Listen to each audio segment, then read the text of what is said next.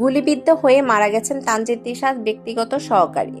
কোটা সংস্কার আন্দোলনকে কেন্দ্র করে সৃষ্টি সহিংসতার গুলিবিদ্ধ হয়ে মারা গেছেন অভিনেত্রী তানজিন তিশার ব্যক্তিগত সহকারী আলামিন। সামাজিক যোগাযোগ মাধ্যমে অভিনেত্রী নিজেই নিশ্চিত করেছেন খবরটি। মঙ্গলবার 23শে জুলাই নিজের ফেসবুকে আলামিনকে নিয়ে তিশা লেখেন, কিভাবে শুরু করব জানি না। আপনারা হয়তো সবাই ওকে আমার অ্যাসিস্ট্যান্ট হিসেবে চেনেন, কিন্তু ও আমার অ্যাসিস্ট্যান্ট না, আমার ছোট ভাই। গত 4 বছর ধরেও আমার সঙ্গেই থাকে, আমার ফ্যামিলিতেই থাকে। আপু কি লাগবে, আপু কি খাবে, আপু কখন ঘুমাবে, আবার কখন মনটা খারাপ, মনটা ভালো, সবকিছু এই ছেলেটাই জানতো আর দেখতো।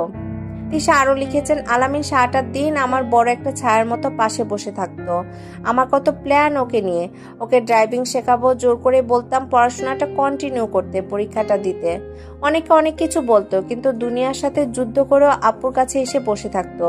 ঈদের দিনগুলো আগে আমার সাথে থাকতো, তারপর